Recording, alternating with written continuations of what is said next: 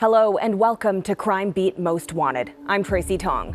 Tonight, police are on the hunt for a man they allege is a major player in Quebec's illegal drug trade.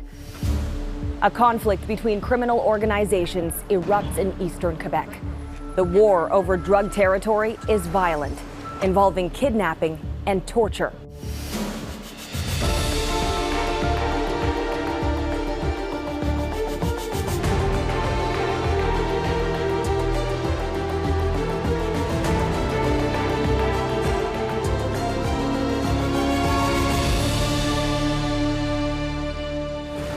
The alleged leader of one of those gangs, Boivin, tops the list of Canada's most wanted. He is accused of numerous drug-related offenses, including trafficking. But police say he has been evading arrest since February of 2023. Tonight, they need your help in tracking him down. Here's Mike Armstrong with the hunt for most wanted, Boivin.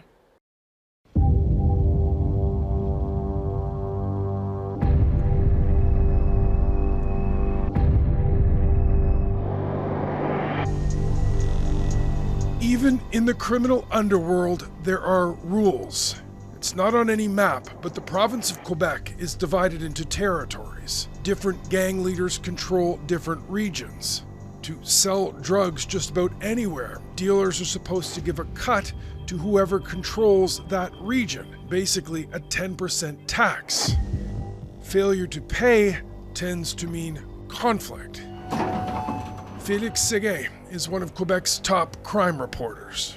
A large percentage of the murders that occurred in Montreal, in the surroundings, in all the province, are somehow related to the payment or the absence of payment of this tax. The rules over taxing and drugs apply even here. The Saguenay-Lac-Saint-Jean region is about 350 kilometers northeast of Montreal. It is a picturesque landscape carved by glaciers, dotted with villages and towns, and the city of Saguenay. Population 145,000. It is remote, but still plagued by a drug problem. One, according to police, led by a local man, Boivin. En fait, toute drogue, son réseau le redistribuait. All types of drugs. His network distributed them. He was the head here in Saguenay-Lac-Saint-Jean. His network is the biggest in the region. Now, police allege Boivin's group is supposed to pay taxes to the Hells Angels, and in fact, specifically to his former boss. The territory is controlled by a full-patch member of the Hells, Bernard Plourde. He controls the territory here. He was out on probation earlier this year, but after breaching some of his conditions, was locked up again. Bernard Plourde, un membre. But even from behind bars, his gang is supposed to get its tax. It is instead, police say, at war with one of his former tax collectors, Boivin, and it has been brutal. We're living in a different world today. Pietro Paletti is one of those retired police officers you think has seen it all. But what's going on now is part of a movement that has even him nervous. Independent drug dealers using arson, beatings, kidnappings, and torture, even cutting off fingers and toes to terrorize. And to add insult to injury, filming the torture sessions and sending the videos to their enemies. This is a video obtained by the investigation unit at the French network TVA. It's gonna get worse, you know. Hopefully I'm wrong, but there's no signs of it getting better.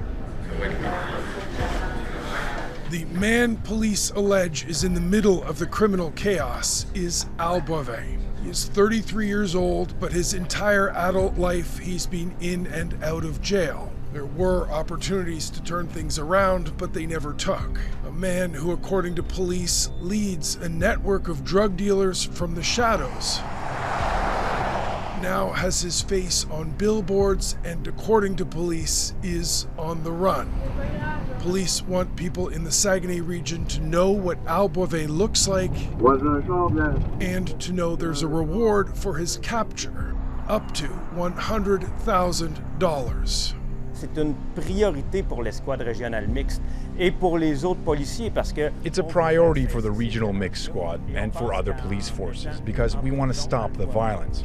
We think that by putting Al Boivin in prison so he can go to trial, we think it'll calm things down. The gang, police say, is led by Canada's most wanted suspect, focuses on cocaine, but has its hands in many other illegal activities as well. Police say Boivin's network deals everything from cannabis to amphetamines and crystal meth, and also works in loan sharking and prostitution. But it is the level of violence allegedly from Boivin's gang and his bad blood with bikers that has many remembering a painful period in the province.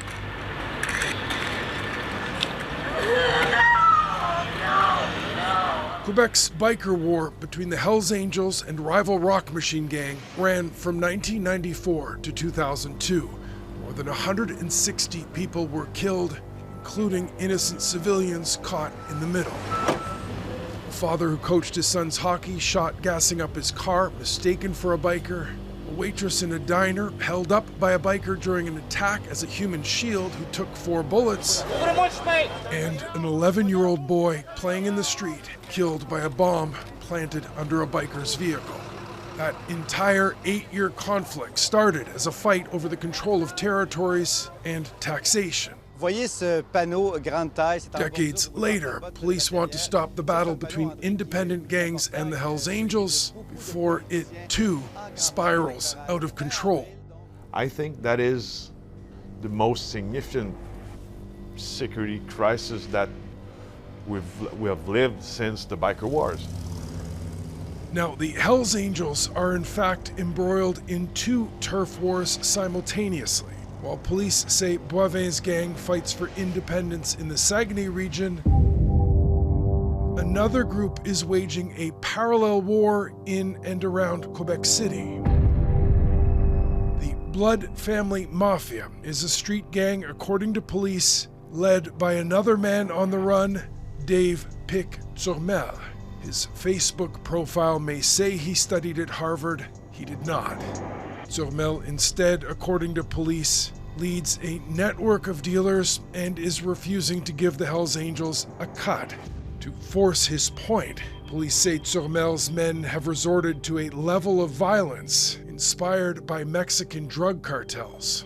c'est choquant au niveau des policiers parce qu'effectivement, il y a la violence. Well, it's shocking for police officers. The criminal world means violence, inevitably. There was a certain level of violence within their group which they themselves managed. But now, when it's reached the point where there are attempted murders, mutilations, kidnappings, it takes the game up a notch. And that's why there's a lot of police pressure right now.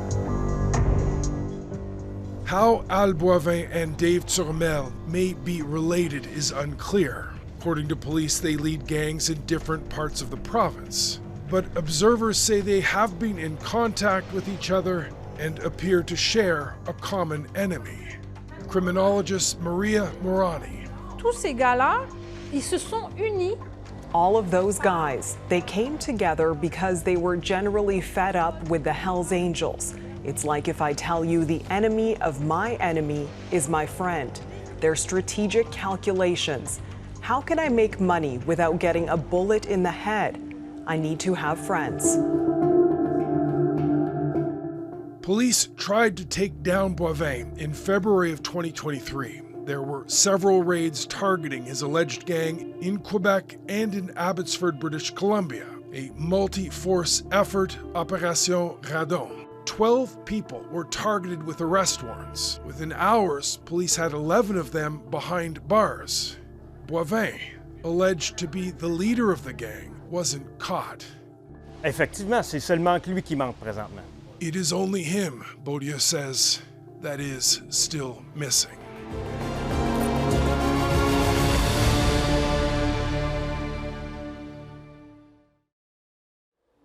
Welcome back. Police are on the hunt for Canada's most wanted, Al Boivin, and are asking you to be on the lookout. He is described as 6 feet tall or 183 centimeters. He has brown hair, brown eyes, and weighs around 240 pounds or 110 kilograms. He is wanted for numerous drug-related offenses and is suspected of being involved in several crimes that are still being investigated. Let's go back to Mike Armstrong now with the hunt for most wanted, Al Boivin. It is the stuff of nightmares. 3 men grabbed off the streets of Quebec City, bound and beaten, and taken to a remote home in the countryside, the sort of place no one would hear their screams. It was here in February in the village of Saint-Malachie. Members of the independent gang, the Blood Family Mafia, spent days inflicting pain on their enemies. They also filmed and shared parts of it. I was shocked. I've never seen that in Quebec. But I mean, Mike, we've seen terrible things. We've heard terrible things, but now we see terrible things. That's a major difference for me. Documenting the violence is a risk, but there is also a strategy behind it. On veut montrer notre puissance. They want to show their strength with it. It lets them scare people. Instead of my enemy going after me, he's so scared that he won't even do battle. A war not fought is a war you've won. Une guerre gagnée, c'est une guerre qu'on fait pas. Now, one of the victims was able to get free, kill the person watching them, and call police, ending days of pain. The police document shows us that they were like tortured so many times. When we talk about torture, what are we talking about? We're talking about drills, we're talking about knives, cheap rock, screws. They were putting screws into people's feet. Exactly. And when they remove it, they say it hurts like crazy. Boivin, comme d'autres trafiquants indépendants ailleurs au Now, Québec. just days later, another abduction, this time in Saguenay, and this time police believe, ordered by Al Boivin. Police sources say the victim had ties to Boivin, but appears to have had a falling out. He was kidnapped, tortured, and about 24 hours later, dropped off on the streets of Montreal, hundreds of kilometers from where he'd been grabbed. The 28-year-old was found badly bruised and also with a finger and a toe cut off. This guy was really close to Al Boivin. He didn't cooperate with police afterwards. And till this day, he's not cooperating at all. Well, Boivin grew up in a middle-class community in the north end of Saguenay, a peaceful neighborhood surrounded by nature. Modèle section, il arrive comme ça de compagnie. Now, Boivin was raised by this man. His father, Marco Boivin, ran a bike shop for a time and was also affiliated with the Hells Angels. He too was in and out of jail, serving several sentences for drug trafficking. Marco Boivin died in 2012 in what the family called at the time an accident. Retired Saguenay police officer Dominique Corneau insists the death was suspicious. He died at the top of a mountain in the middle of winter. Something happened because it's not normal to be there at that time of the year.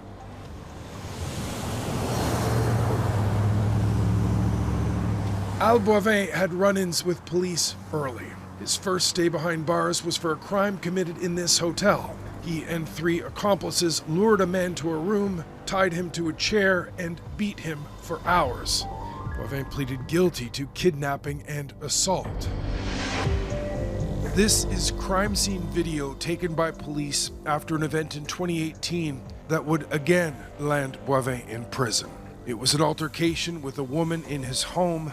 She would tell police he beat her, strangled her, threw her around, pepper sprayed her, and sexually assaulted her. He would plead guilty to assault causing bodily harm. The judge in the case described Boivin as having 2 personalities. One calm, polite, and cooperative when sober, the other when he's not sober, explosive and out of control.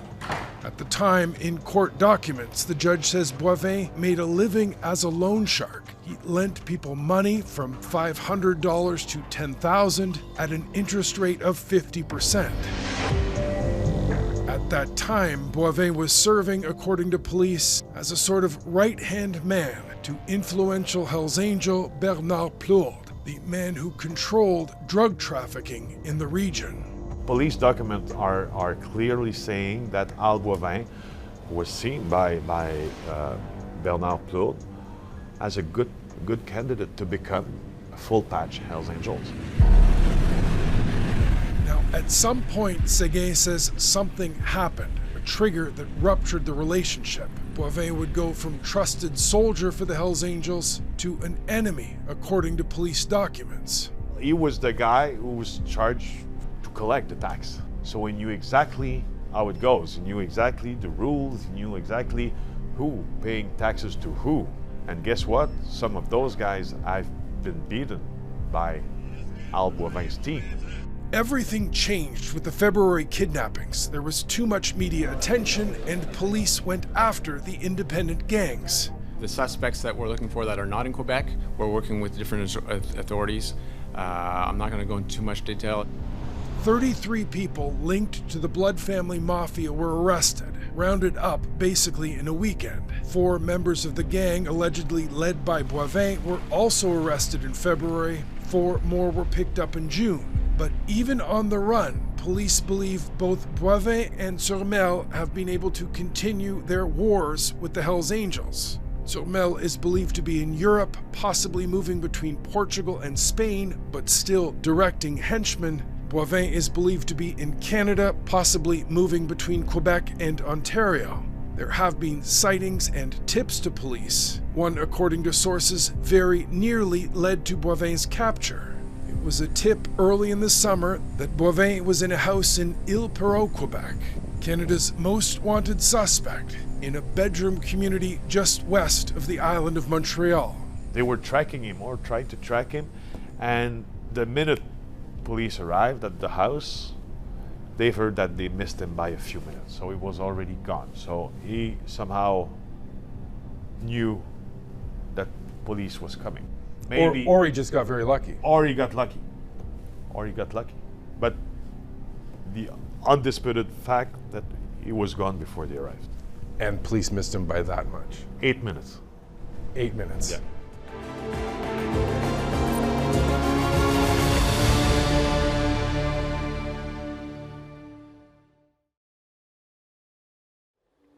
Welcome back to Crime Beat Most Wanted.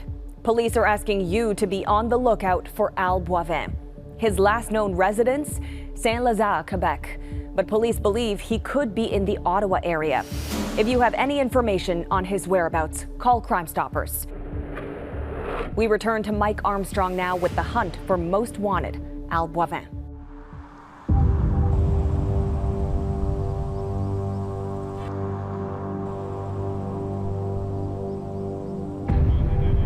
The frustration had been building for years. The Hells Angels collect a 10% tax on drugs sold almost anywhere in the province of Quebec, often without any involvement.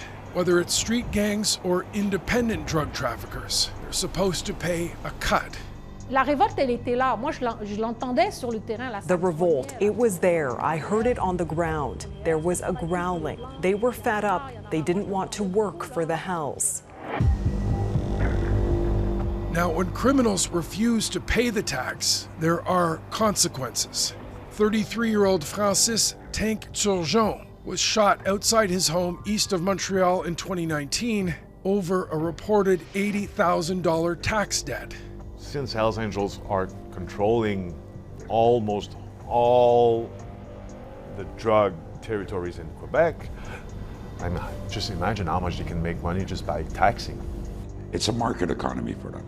Supply and demand. They want the monopoly. Somebody's infringing on their monopoly. You understand? Everybody's got their territory. Don't step on it.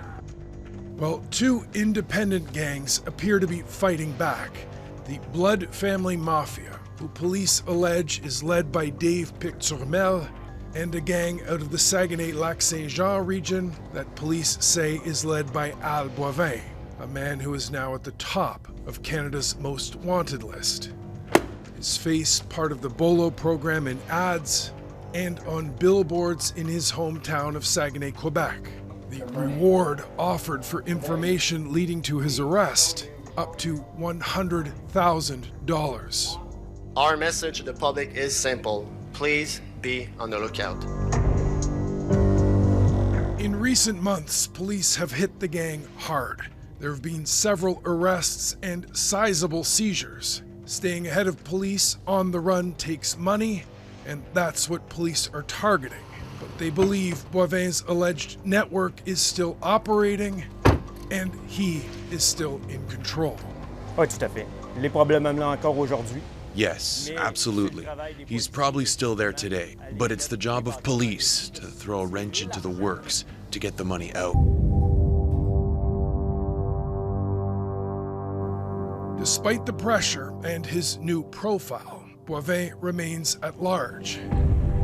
But just as surprising may be that police believe he still has the ability to control his henchmen.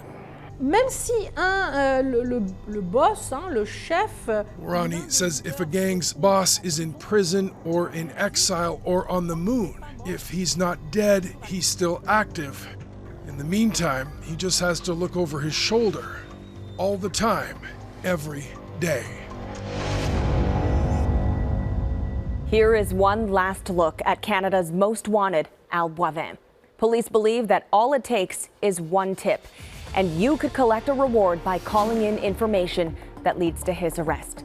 Remember, it can be done anonymously through Crime Stoppers. I'm Tracy Tong. Thank you for joining us on Crime Beat Most Wanted. Take care. For more from Crime Beat, there are over 80 episodes of the Crime Beat podcast available now on Apple Podcasts, Spotify, Amazon Music, or wherever you find your favorite podcasts.